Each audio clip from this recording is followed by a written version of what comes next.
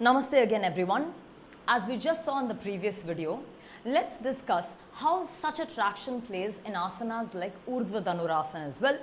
But before we go to that, I'd like to first discuss Virabhadrasana 1 and one more aspect of stability versus mobility in asana and how it's very important to identify that.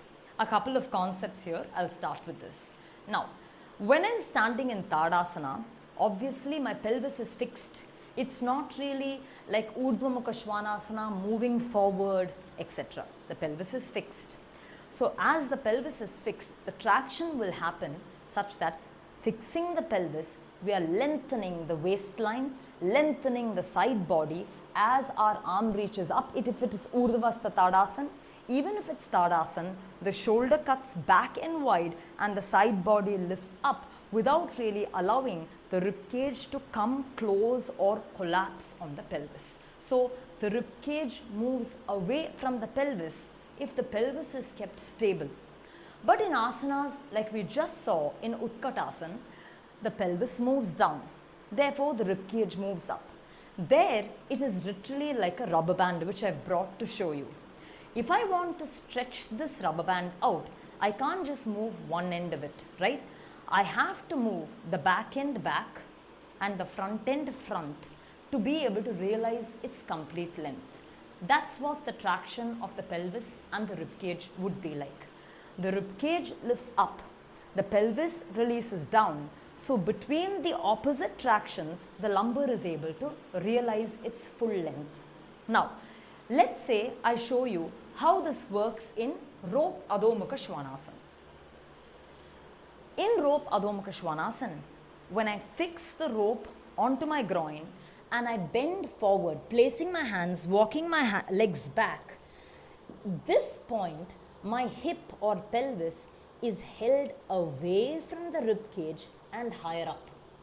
Now, when I take my hand forward, my hand doesn't move forward on its own because then it's really not connecting with the spine at all.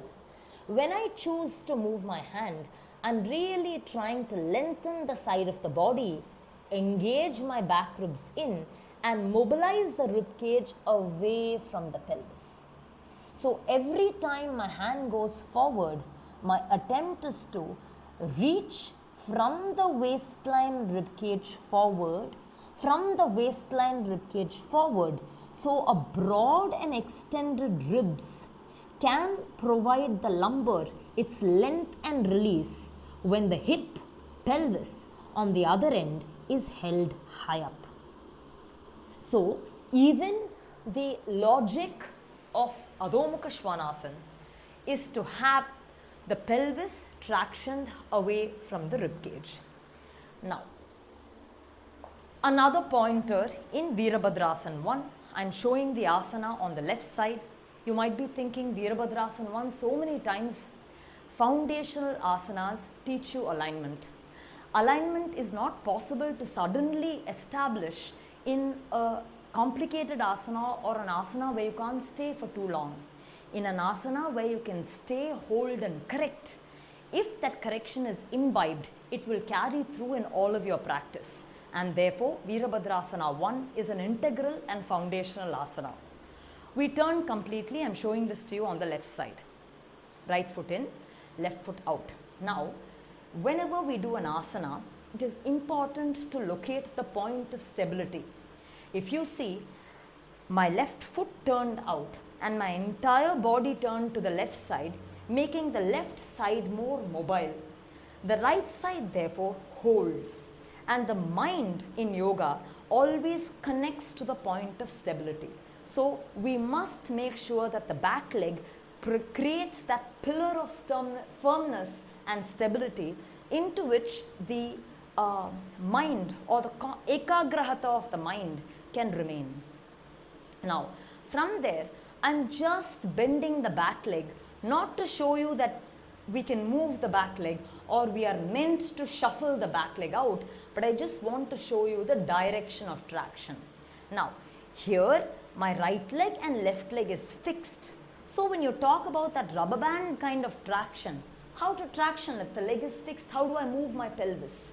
Here, if I'm just showing this to you with my hand up, if I cushion my back knee or bend it ever so slightly, you will see that the pelvis releases into the direction of the back knee.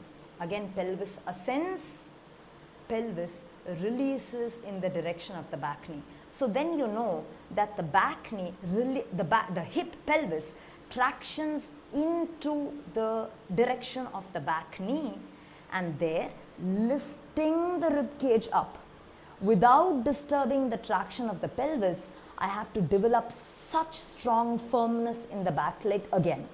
Then pulling the sacrum in, I am able to go to Virabhadrasana 1 without diluting my back leg at all.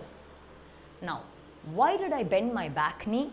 Only to show you how the pelvis tractions towards the back of the knee, which is important for us to understand our Urdhva Dhanurasana. I am not going into the details of how to set up for Urdhva Dhanurasana, directly going into it just to establish this facet of learning. Whenever we lie down, it's important to take that second, that effort to traction the pelvis, lengthen the lumbar, rest a lengthened lumbar, lift the edges of the rib cage up, extend the legs out so that without popping the lumbar, so that the length and the pelvic traction towards the heel and the rib cage traction towards the arm is established. Then we bend our legs such that the right heel comes on the outer side of the right hip, left hand and right hand on the outer sides underneath the shoulder blade or shoulder, not really towards the neck. The palms are wide, the knees as well as the elbows point toward the ceiling. Pressing all of the palm, I am able to activate the shoulder blade. Pressing all of the feet, I am able to activate the gluteus, indicating that I am ready to go into the asana. As I press my palm and lift, I am directly lifting into Urdhva Dhanurasana. As I lift into Urdhva Dhanurasana, you should not have an urgency to lift the lumbar up. No.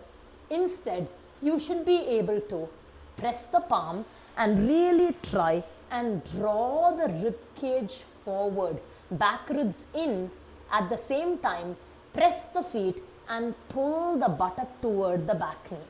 So when the buttock is pulled toward the back knee and the rib cage is pulled, back ribs are pulled into the body, it creates that rubber band kind of a traction effect, after which we are able to press the palm and raise the pelvis shoulder blade and lift the spine up.